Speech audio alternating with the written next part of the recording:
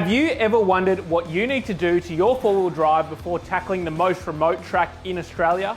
Well, that's what we're going to be covering in this video. Firstly, we're going to go through an oil cooler install on the Barra to deal with some of my cooling issues. Then we're going to be machining the hot side due to the exhaust leaks and dealing with those problematic turbo nuts coming loose. We're also going to be putting some heavier springs in the rear to compensate for the canopy weight, as well as doing some routine maintenance. And then finally, we're going to be putting on the rooftop tent.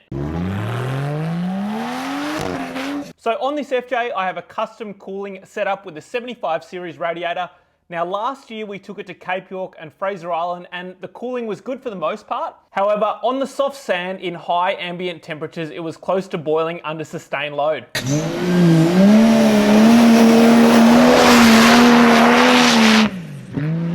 Unfortunately, there's not much I can do about the front heat exchanger setup. For those of you who have been following along, you'll know that this was an absolute nightmare to package to get the radiator, the intercooler, and the AC condenser in there. The engine's so long as well, and there's minimal clearance between my thermo and the front of the engine. Unfortunately, the front heat exchanger setup is basically maxed out, and there's not much I can do without top mounting the intercooler or something like that, which I don't want to do. There are two things we're going to do to improve cooling on this vehicle. Number one is swapping the thermostat out, which is going to allow increased flow, and it's also going to allow it to open earlier. And number two is install an oil cooler, which is ultimately going to dissipate more kilowatts of heat energy, which should help me out overall. Today we're installing an oil cooler, so to actually pick up on the oil, we're using this sandwich plate, which goes in between the filter, and it comes out in two -10 ports.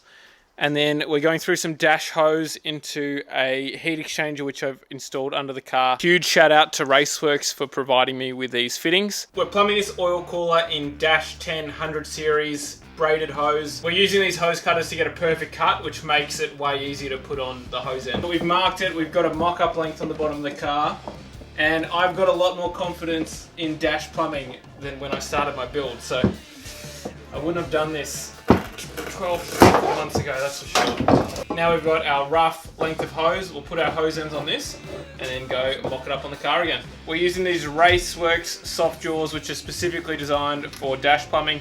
Makes the job a lot easier. So it's an important trick, viewers. We want the bend to be going down, so that's why we have this hose in the correct orientation as we do this up. Really be using this.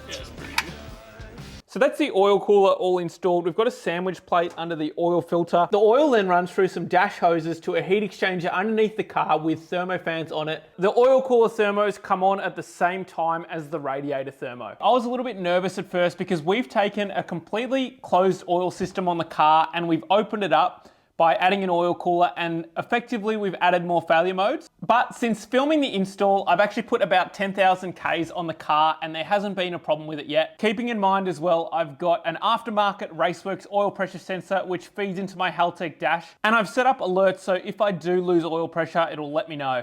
I didn't get any install shots of the thermostat, but I got a 70-degree atomic one from barratheworld.com. The thermostat has actually made a huge difference, and I'd recommend trying that first before you try anything else to improve cooling on your car. I can confirm that the combination of the thermostat and the oil cooler have fixed the cooling problems on this car, which is awesome. That's another job off the list. Now let's have a look at the pesky manifold.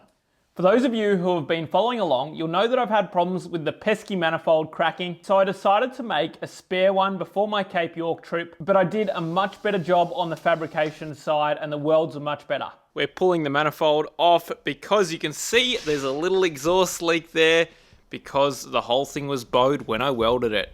Lovely. So this flange actually came pre-bowed like that, and you can't just flip it around because it is directional. So unfortunately, I have to pull it off and machine it. I probably should have done it at the start.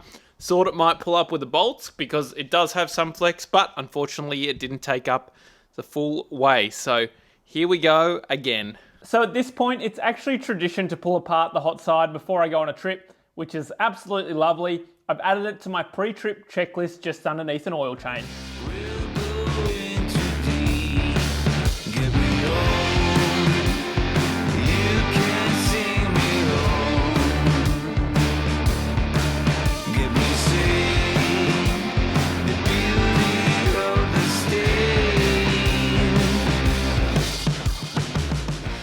Okay, that's it. Turbo off, the whole hot sides off. That only probably took me about half an hour. Now, when I did that for the first time, it probably took an hour and a half or something like that. But what's happened is two things. I've gotten better at actually doing the process.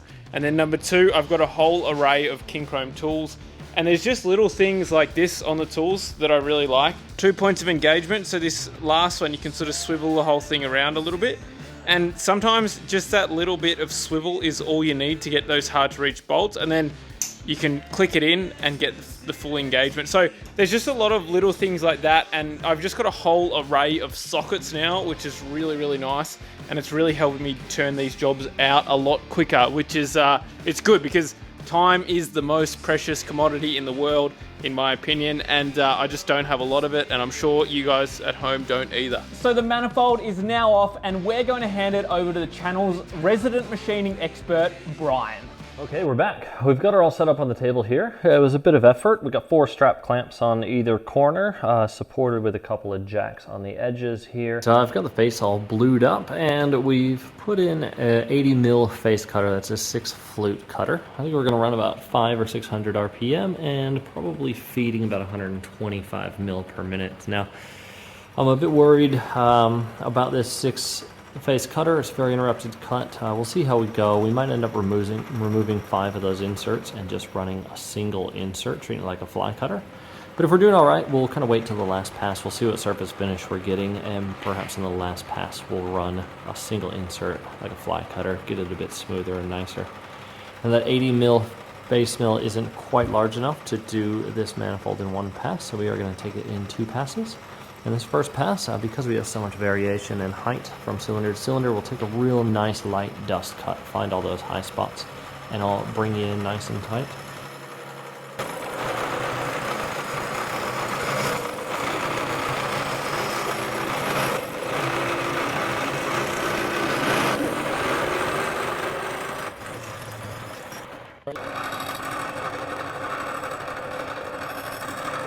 Alright guys, as you can see, that went really well. We ended up removing a little bit less than I thought we would. I guess a mil, probably a little bit less than that. She cleaned up nicely. We ended up with a pretty good surface finish. Everything except this one bit right here on the end of this. I didn't feel like taking another pass just to clean up that. That's not going to cause us any actual problems in use. So we're not quite done yet. We're going to take it over to the bench. We're going to do some deburring. We're going to clean up these edges, file a bit of a chamfer on all of these, just so Richard doesn't cut himself. And we'll get it back on the table, and we'll see just how flat we ended up.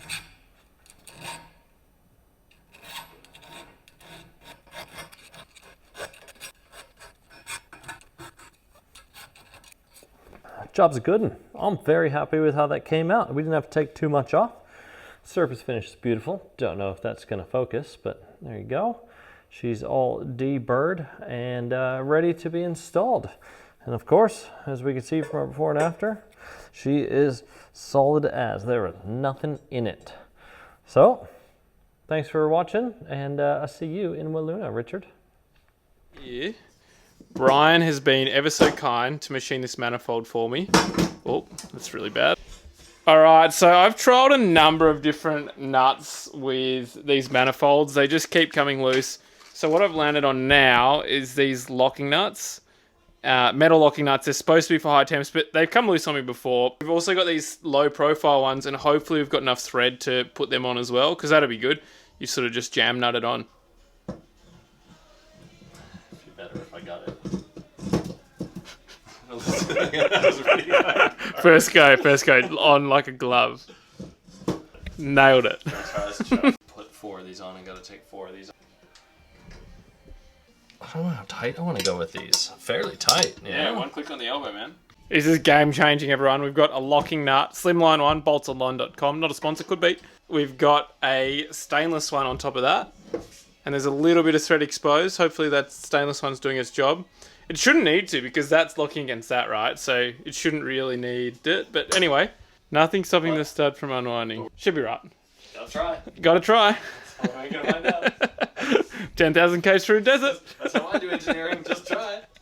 I'm just going to pause the video there. I've tried a fair few different nut setups on this manifold and they just keep coming loose. This jam nut setup has stayed tight for the last 10,000 Ks. So if you're having this problem on your Barra, it's something to keep in mind.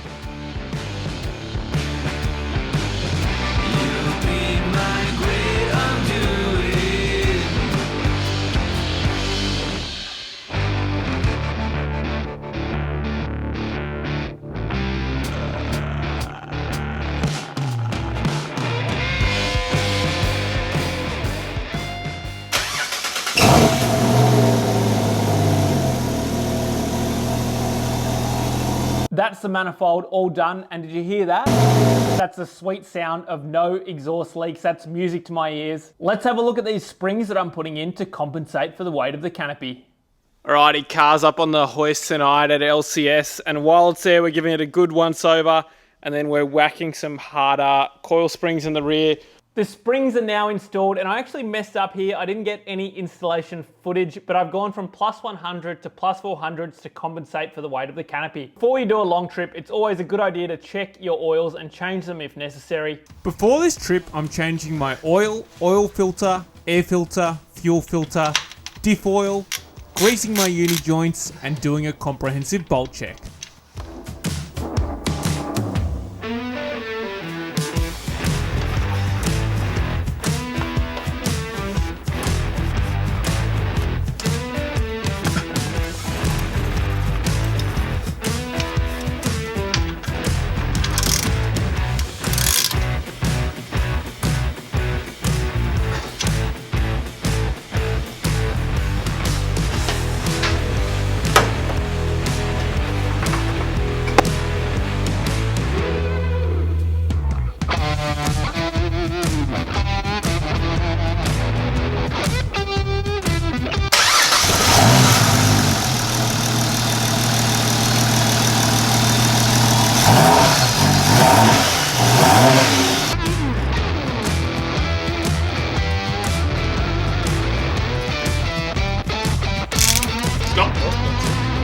All right, new air filter. Thanks, Jim, and thank you to Raceworks or Premier Auto Trade for hooking us up with this and keeping my car running.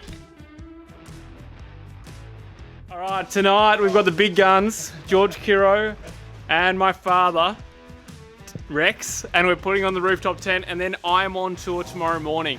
So we've got to get the car out of the garage, put it on in the street because, as you know, I have a very low garage, and then we can go on tour.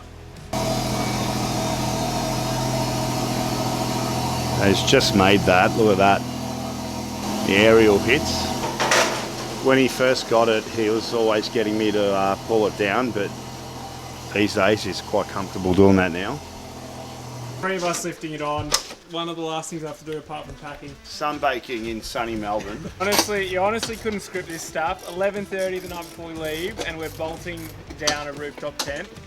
It's I haven't had a spare second for the last 8 weeks, and here we are. So I guess, yeah, get it on the big jobs. There you go. You can't really see much this time of night, but rooftop tent is on.